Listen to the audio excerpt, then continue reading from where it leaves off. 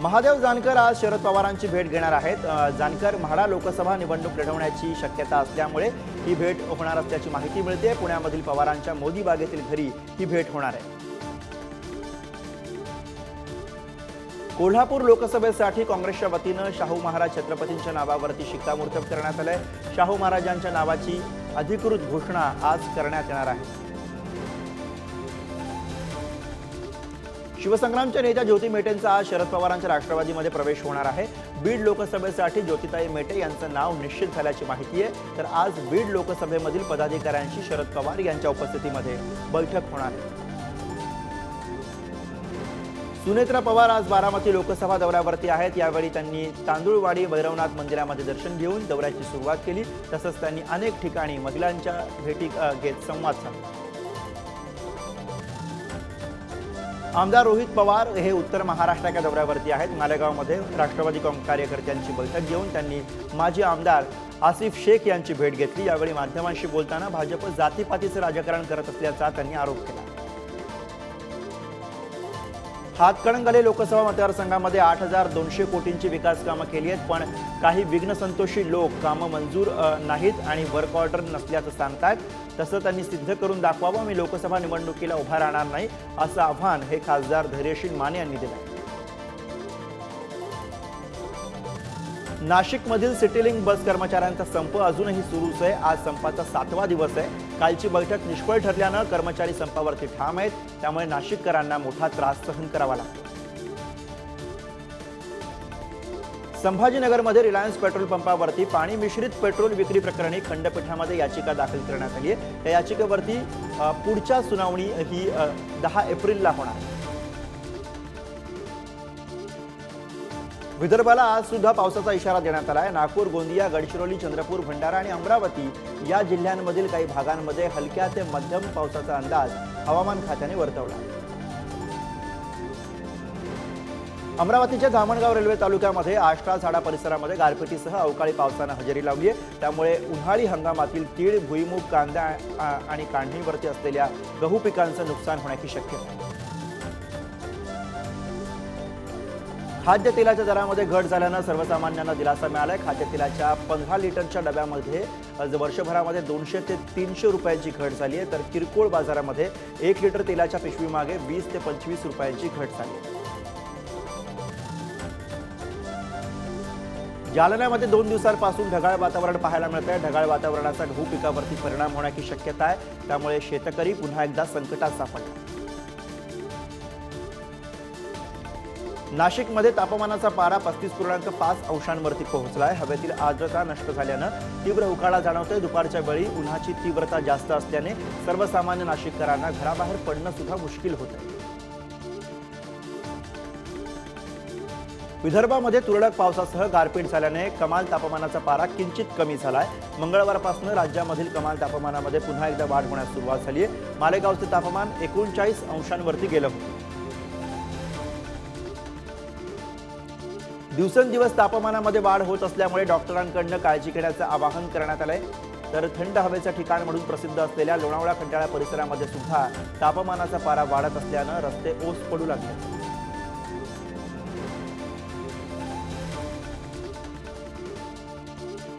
मागच्या 10 वर्षांमध्ये जगामध्ये 2023 हे वर्ष सर्वाधिक उष्ण वर्ष असल्याचं एका अहवालामधून समोर आलंय। तर 2024 हे वर्ष सुद्धा सर्वाधिक उष्ण वर्ष ठरणार असल्याचं युनोनं म्हटलंय। संभाजीनगरमध्ये जिल्हा परिषद सीईओंनी शाळांच्या वेळेमध्ये कुठलाही बदल न करत शाळा पूर्ण वेळ भरवण्याचे आदेश जारी केलेत। त्या विरोधात शिक्षक संघटनांनी विभागीय आयुक्तांकडे धाव घेतली। उन्हाचा त्रास विचारात घेऊन शाळा सकाळच्या सत्रामध्ये भरवण्याची विनंती केली।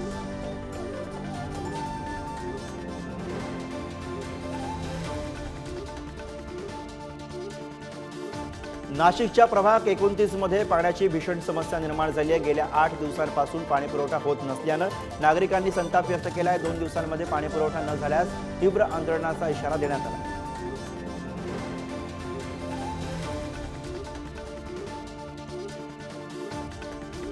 नंदुरबार जिल्ह्यामध्ये भाजीपाल्याची आवक वाढल्यानं दर घसरलेत। बाजारपेठेमध्ये टोमॅटोला अवघ्या 10 रुपयांचा दर मिळतोय। तीच परिस्थिती इतर भाजीपाल्यांची सुद्धा झाली आहे। त्यामुळे शेतकऱ्यांना आर्थिक भुर्दंड सहन करावा लागतो।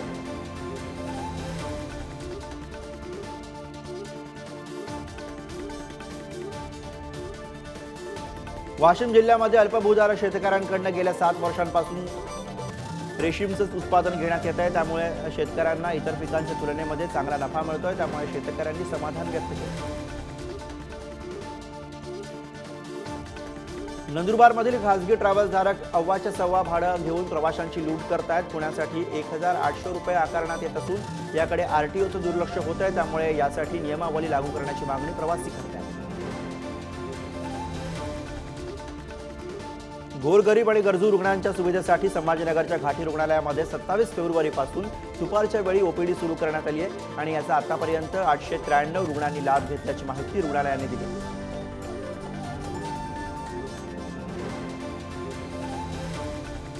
उपमुख्यमंत्री देवेंद्र फडणवीस आपल्या शासकीय निवासस्थान सागर बंगल्यावरती बारामती लोकसभा मतदारसंघाच्या अनुषंगाने बैठक घेणार आहेत आणि यावेळी तिथले स्थानिक पदाधिकारी तसंच हर्षवर्धन पाटील या बैठकीला उपस्थित राहणार आहेत।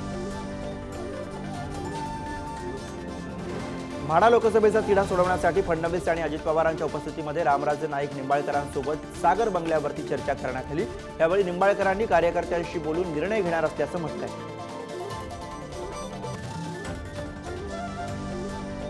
म्हाडा लोकसभेनं सस्पेन्स वाढवलाय। धैर्यशील मोहिते पाटील शरद पवारांची भेट घेण्याची शक्यता आहे। पुण्यामधील मोदी बागेमध्ये आज ही भेट होणार असल्याची माहिती मिळते। अमरावतीमधील शिंदेच्या शिवसेनेच्या नेत्यांनी मुख्यमंत्री शिंदेची भेट घेतली आहे। शिवसेना नेते अभिजित अडसूळ यांच्या सोबत अनेक पदाधिकाऱ्यांनी शिंदेची भेट घेतली। यावेळी आनंदराव अडसूळांना उमेदवारी देण्याची मागणी करण्यात आली।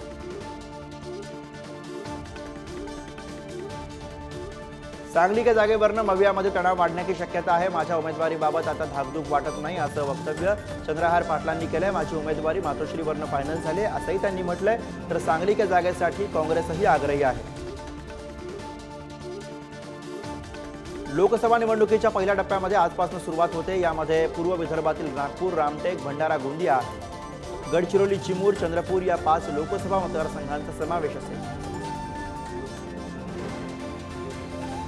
बीआरएसचा राज्यामध्ये पहिला धक्का बसलाय। बीआरएसचे प्रदेशाध्यक्ष माणिक कदम यांनी अजित पवार यांच्या राष्ट्रवादीमध्ये प्रवेश केलाय।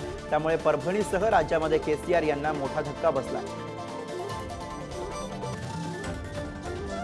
बीडमधील परळी वैजनाथ इथल्या मनोज जरांगेंच्या सभेला आचारसंहितेमुळे पोलिसांनी परवानगी नाकारली। या विरोधामध्ये मुंबई उच्च न्यायालयाच्या संभाजीनगर खंडपीठामध्ये धाव घेण्यात आली आहे। यावरती 20 मार्चला सुनावणी होणार आहे। धुळे शहराच्या मध्यवर्ती भागामधील कचरा डेपो हटवण्याची मागणी मनसेनं केली आहे। येत्या 8 दिवसांमध्ये कचरा डेपो न हटवल्यास महापालिकेसमोर कचरा टाकण्याचा इशारा देण्यात आला।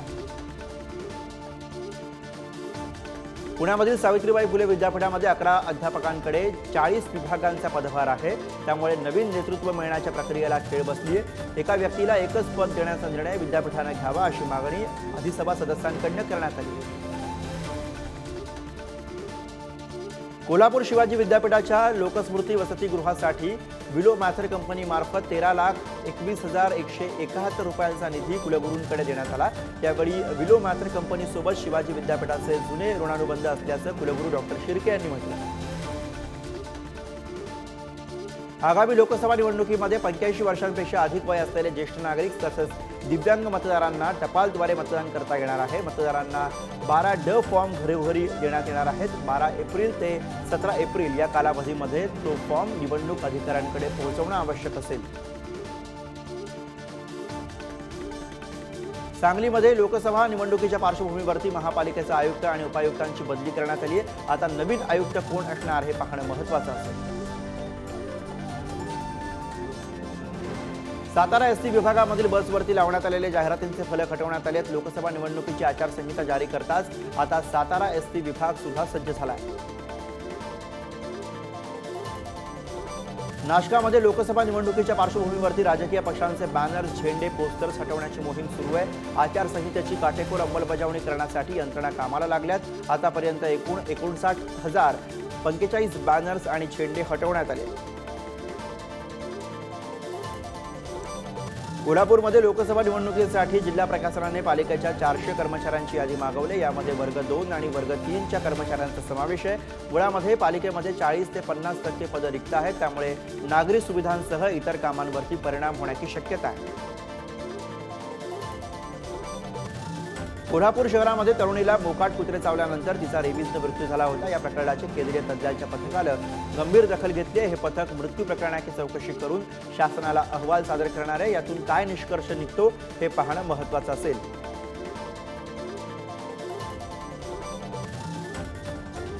संभाजीनगर महानगर प्रदेश प्राधिकरणाचा विकास आराखडा वादग्रस्त ठरला आहे। या आराखड्यामधील दस्तावेजांचे बनावटीकरण करून अनेकांना अकृषिक बोगसच्या परवानग्या देण्यात आल्या आहेत। याबाबत अनेक तक्रारी प्राप्त झाल्या।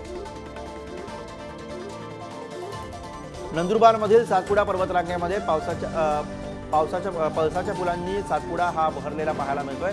होळीच्या काही दिवसांअगोदर सातपुड्यानं आपला रंग उधळायला सुरुवात केली आहे। त्यामुळे रंगीबेरंगी फुलांनी भरलेला सातपुडा सर्वांचंच लक्ष वेधून घेतो। बुलढाण्याच्या खामगावमध्ये जागतिक चिमणी दिनानिमित्त पक्ष्यांसाठी पाण्याची आणि खाद्यपदार्थांची सोय करण्यात आली। यासाठी पक्षीप्रेमी नाना हिरोळेंनी झाडांवरती पाण्याचे आणि खाद्याचे पॉट तयार केले। अहमदनगर इथल्या श्रीगोंदा ग्रामदैवत संत शेख महम्मद महाराज यांच्या यात्रेला आजपासून सुरुवात झाली आहे। दरवर्षीप्रमाणे यंदाही भक्तिमय वातावरणामध्ये गावातून मिरवणूक काढण्यात आली। हिंदू मुस्लिम ऐक्याचं प्रतीक असणारं दैवत म्हणून श्री संत शेख महम्मद महाराज यांचं नाव लौकिक आहे। धुळ्यातनं सुरतकडे अवैधरित्या दारूची वाहतूक करणारं वाहन पोलिसांनी पकडलंय। त्यावेळी पोलिसांनी 37 लाखांचा मुद्देमाल जप्त केलाय, तर 3 जणांना अटक करण्यात आली।